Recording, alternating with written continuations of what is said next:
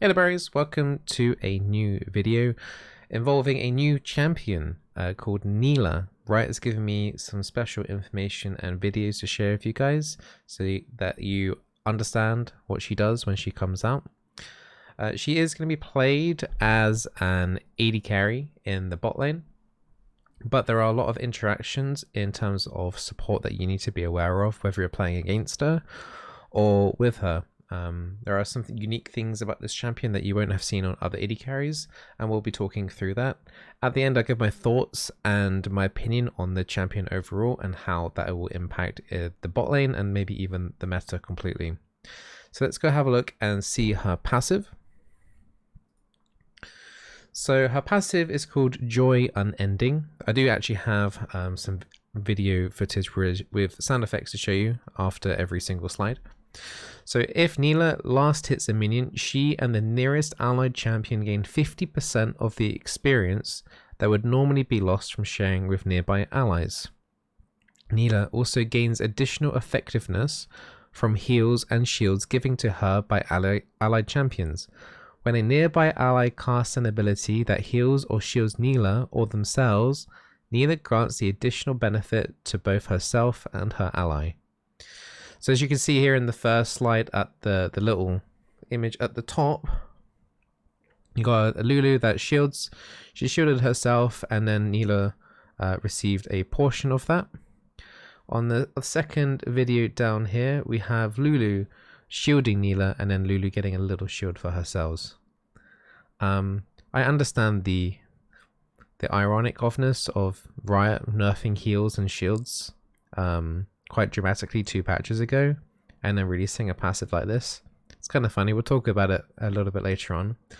I think that one of the most interesting things of this passive, though, even though the shield doesn't look too dramatic overall, I'm not sure how that will play out overall in massive team fights when people, are potentially healing others or shielding the multiple different items that have shields and stuff as well. But we'll talk about that later. The main thing is the experience. So Nilah is going to be hitting level 6 before anyone else in lane, unless there's like a zillion on the other team. So she's going to be ramping up to those power marks of level 6, like level 11, a little bit earlier than her bot lane counterparts. So that's if your support is with you. So obviously if you're in a solo lane, you're not benefiting from this passive. So that's to try and keep her down in the bot lane involved with a support, so you don't fall behind an XP, and in fact you stay ahead of the enemy team in that regard. So the passive we have here that I can show you. So you can kind of hear the little ding sound effect there. And that's just an example of her leveling up after she's killed a minion with sharing with the Soraka in this case. And they were showing different supports that, the passive interacts with different supports that do healing and shielding. So moving on to her Q, her first ability, Formless Blade. So this also has a wall of text. Passive, attacks and ability damage against champions ignore some of their armor and heal Nilah for part of the damage dealt. This effect scales with crit chance and can overheal, granting Nilah a shield. That's just the passive. So it's basically, she's got some armor penetration by the sounds of it. Also, she's got some lifesteal, and the lifesteal can be turned into a little shield over her as well if she's already in full HP. The Q active, she strikes in the line, damaging all enemies hit. So that's like the first slide at the very top. It's the line attack. Hitting an enemy increases Nilah's attack range and attack speed for a few seconds. Additionally, her basic attacks will splash in a cone, dealing additional damage. So this one here is after she's already landed her Q at the very top. Then these are her auto attacks, ending up into like swoosh swoosh AoE kind of curve attacks, and we can show that in a video. So you can see the very first thing she did there was the line attack, and then she's auto attacking and going hitting multiple targets. So that's going to be pretty nice for wave clearing in particular during the laning phase. So we have Nilah's W, Jubilant Veil. So if you've played Gwen or seen Gwen, it's going to be a little bit similar in that. Nilah envelops herself in mist, causing her to briefly gain movement speed, reduce incoming magic damage, and dodge all basic attacks. Touching an ally champion hides them in the mist, granting the same bonuses for half the duration. So it's a little bit like Gwen's little, I don't know what it's called, the thing that she puts down and she can dodge like everything. In this case, Nilah won't be able to dodge everything, but things like Twisted Fate, Stun Card, she'll be able to dodge because that is regarded as a basic auto attack. Obviously that means that she's going to be pretty good in doing trades in the bot lane, particularly if you're thinking of champions like Jhin. If she pops her W on Jhin 4th shot, there's a lot of damage that Jhin misses out on, so she's probably a direct counter to Jhin. And you could probably think of some other champions that Nilah would be good with, good against, with using the W to mitigate as much damage as possible that she takes. And also she can pass it on to allies. We can have a little look at a video of this.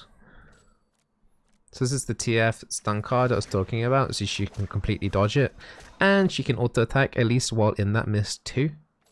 So she is able to do some decent trades in the bot lane and all-in trades presumably with that. There's no case of it showing her passing it to an ally in this video, but I think you kind of get the gist of it. Now her E, Slipstream. Nilah dashes through a target, damaging all enemies she passes through. Nilah can hold 2 charges of Slipstream at once. Nilah can cast her Q, Formless Blade, during Slipstream to pull a wave into her path, dealing damage and activating her empowered attacks if it hits an enemy. So here, she's pulling herself with her E. Okay, so ignore the water splash on the ground. That's her Q. So the effect of this is just pulling herself to the Annie. As she's pulled, the Q that she's doing along the way is the damage. So it's basically Q and E being activated both together at the top there. So if I press the E video, so you can kind of see it in action there.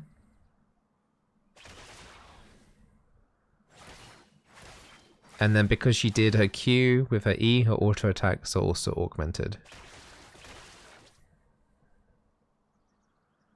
And then splash, splash on these auto attacks here. Right, and we're going to get into her ultimate now. I don't even know how to pronounce that. Apotheosis. Dyslexia for the win. I don't know. Nilah spins her weapon in the area around her, dealing damage and pulling enemies in toward the center with a final burst. This damage heals Nilah for a portion of the damage dealt, converting excess healing into a shield. The healing and shielding scales with critical strike chance and is shared with nearby allies. There's a lot to take in here. I mean, there's a lot of text on pretty much everything here on this champion. I think overall her abilities are generally pretty easy to read, but we'll have a look at a video for this ultimate and then get into a proper discussion about it.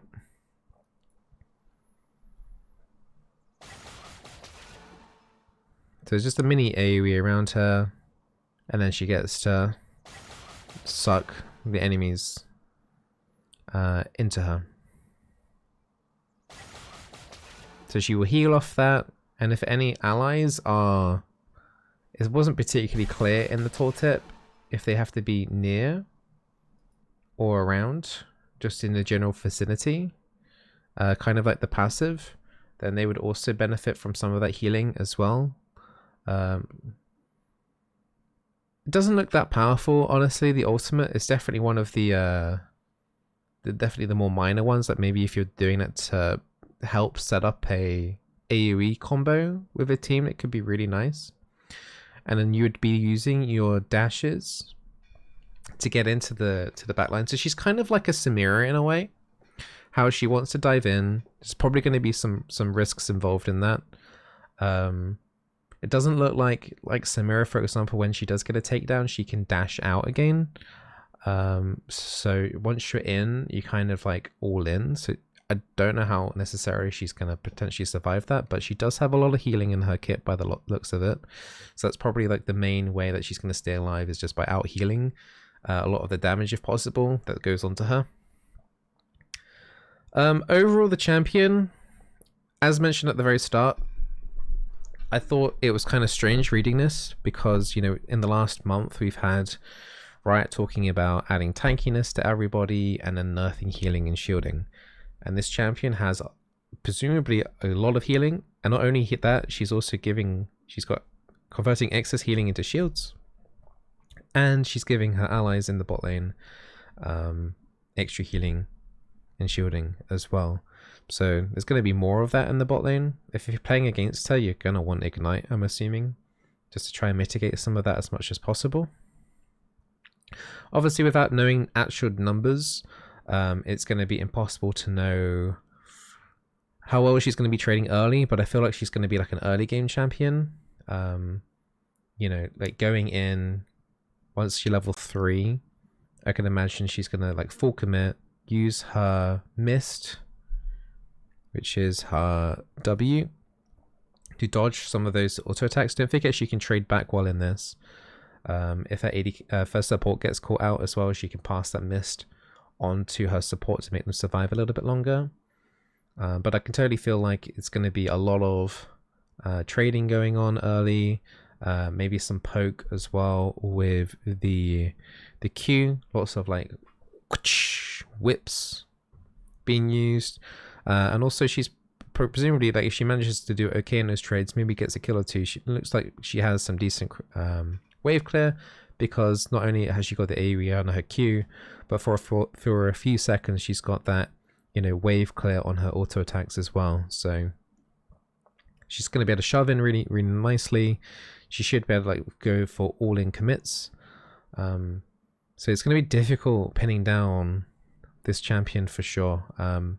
And she's going to want to be played with enchanters ideally to get the most out of her passive. But you won't necessarily need 100% have to play with an enchanter in order to make her work. As I mentioned earlier, I feel like her level 3 commit could be pretty damn strong. So playing with something like a Nautilus, a Leona, you know, those hard engaged supports like a Blitzcrank even, or whatever, I feel like she could potentially do pretty well if her numbers, early numbers, are okay. A couple of times it's mentioned about crit chance stuff being increased. So for example, in her passive on her Q, attacks and ability damage against champions ignore some of their armor. So whether that's a flat or a percent amount, we'll have to find out. And heal Nilah for part of the damage dealt, and that effect scales for crit chance. And then also we had another thing on her ultimate, I believe it was. Yeah, the healing and shielding scales with crit chance. So you're going to be wanting to build crit on her to get the most out of her abilities, out of her Q, and out of her ultimate. So you're probably looking like Infinity Edge builds, rather than going like lethality builds, which is kind of a little bit like stranger, I guess, because those all-in kind of committing champions are generally taking lethality early on. So going like full crit is slightly different with the all-engageness. So it is more along the lines of potentially like the, you know, the Yasuo kind of build path-ish. Not as earlier as on the Infinity Edge, because Yasuo has the crit chance, but it's definitely, they're trying to get it on the same long lines of playing like Yasuo AD carry bot. But this champion is meant to like interact a little bit more effectively with your support potentially if they are playing an enchanter. But also one of those things as well that is going to stand out a lot is, you know, getting to level 3 as an AD carry can be, as playing Samira, as I've had a fair amount of games on Samira, level 2 engages are kind of rough. Generally you're waiting for that level 3. If we go to her actual passive here, so that passive is going to give her 50% of the missing XP that she would get from laning, having to lane with someone. So she will be hitting that level 3 sooner than the enemy bot lane. So they'll be level 2, you'll be level 3.